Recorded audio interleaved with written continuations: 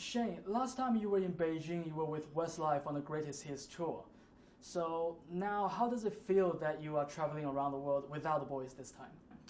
It's different, but it's also very exciting. You know, I'm starting my first. This is my first trip to China as a solo artist, and you know, it's been really exciting. You know, because I've had a lot of support. You know, a lot of support from the fans in China, and that's a kind of relief for me. You know, I kind of course, you worry and stuff, and you think about how things are going to go, and you can make your album and stuff, but you know, it comes down to the fans liking your music. So far they seem to really like it, and that makes me very, very happy.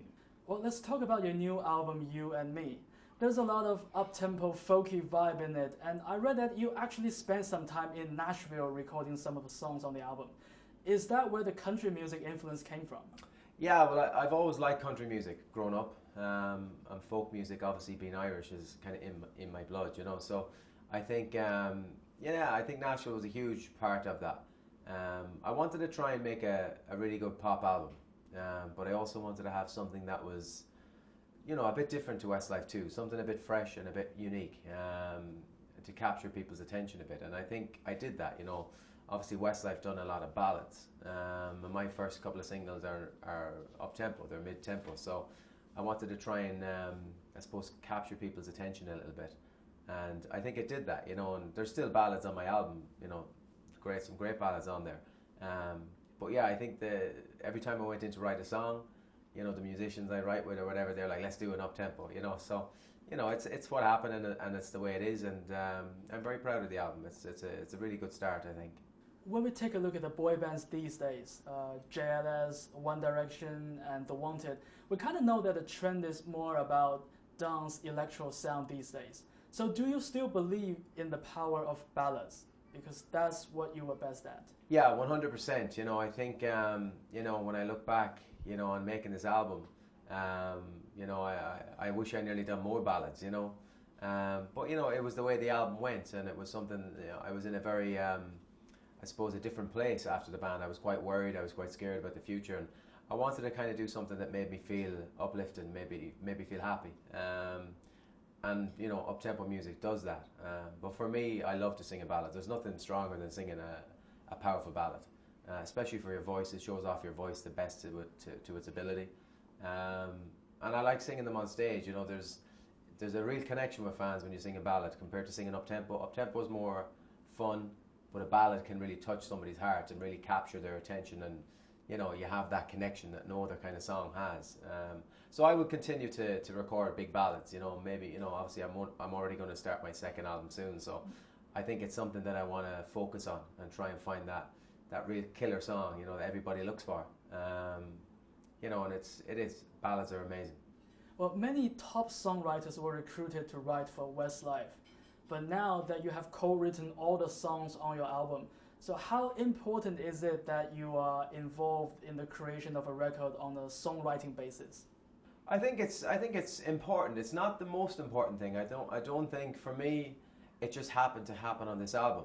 I started to write, and you know, my record label really liked the songs I was doing, and they encouraged it more and more. So, but for me, I think, yeah, it's something I'll definitely continue to do, because I'm still learning as a songwriter. You know, it's only my first album, so I continue to do it. But I also, you know, if I get a great song off somebody, you know, no matter who it is, if it's you or whoever, you know, if it's a great song, I'll take it, I'll record it, or even a great cover version. You know, Westlife did a lot of cover versions over the years, and I think there's a way to bring old songs back to new generations, and you can have a new connection with people, and I think that's important too.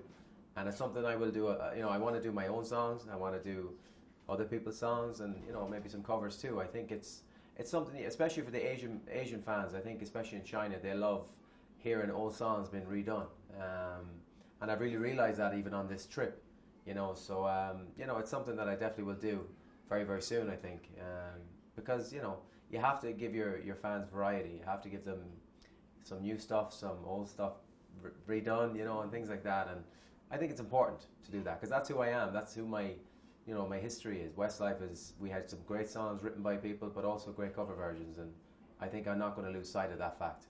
You know, I love to sing. I love to try and take a song and make it my own. You have to, you know, that's what singing's all about. You got to make people, you know, want to listen to your voice. So number one, the song is the most important. Your voice comes second, but the voice makes the song special, especially if it's a cover version. So I don't think about it too much, you know. I think if I get a good song idea, whether it be my manager or record label or whoever, you know, or myself, I just try and take it and make it my own. And I think it's something, you know, I already have some ideas already. It's funny, even on this trip, a couple of ideas came to my head and different things, and you'll probably hear about it soon, but it's something I'm definitely going to do, because I've realized coming over here, like the Chinese market is absolutely just, it's astronomically big. It's so big, bigger than I even thought it was. You know, I knew it was big with Westlife when we were here, but it's bigger. It's so much. There's so many things you can do. There's so many. I don't know. It's fascinating. You know what I mean? And I really want to. I'm going to spend a lot of time here.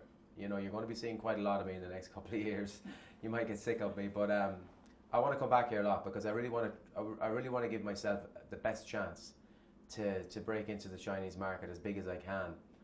I know that will take time and take songs, good songs, but I think it's probably the biggest market in the world. People don't even realize, and I have a lot of fans here. You know, everywhere I go, people recognize me, which is crazy. You know, like I'm from Ireland. I come all the way over to China, and people are like, oh, Westlife, you know, and stuff like that, and people want your autographs and your pictures. And you know, I've only released my album a couple of months ago.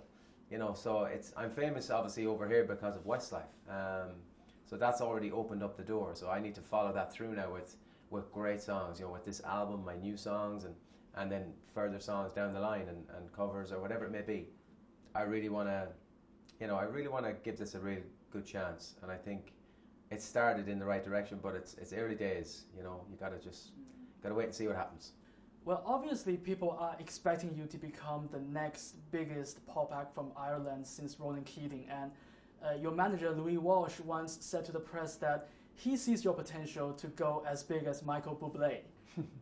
That's pretty big. But do you think it's actually harder to lead a successful solo career after leaving a boy band, since you know boy band is no longer the winning format in the music business? I think, you know what, I think it's down to songs.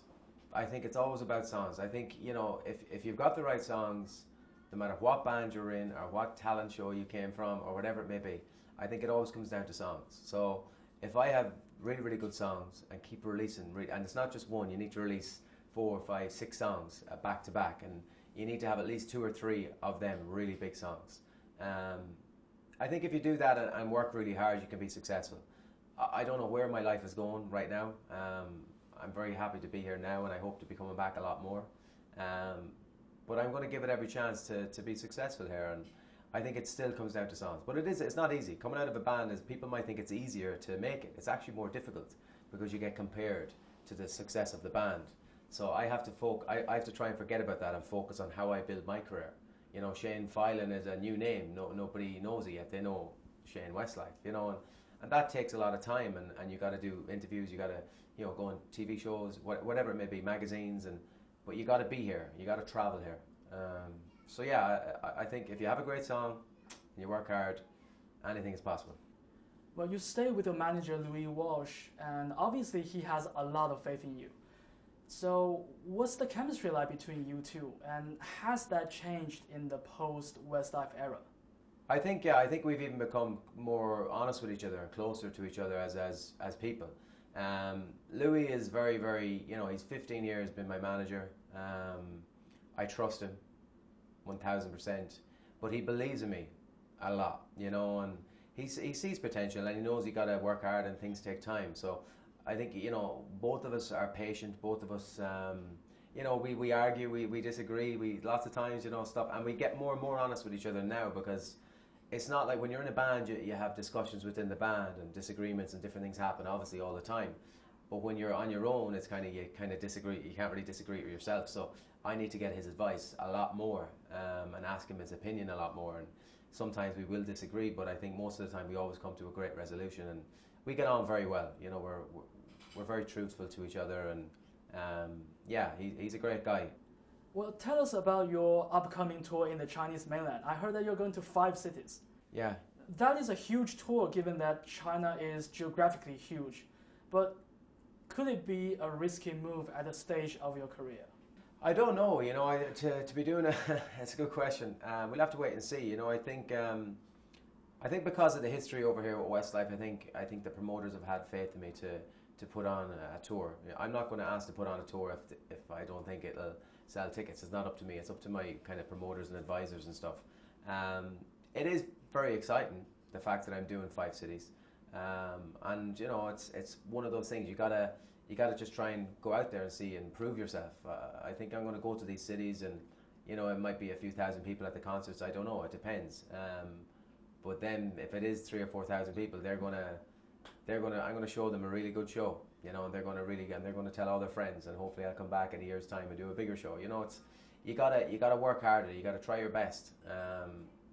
And again, I'm dedicating time to Asia and to China especially, and we'll have to wait and see how successful it is. But it's a great faith in me, which is nice to hear. And I think a lot of these people make business decisions based on, obviously, the concerts have to sell, and different things. So I leave that to them, and I stick to the singing. So if there's 500 people there, I'll do the same show if there's 5,000 people there. It doesn't matter. I give the same effort every night.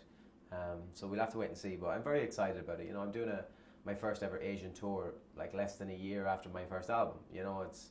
It's great. So far my career is heading in the right direction.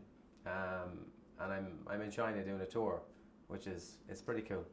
For those who have heard of Westlife but not Shane Filan yet, how would you recommend your album to them?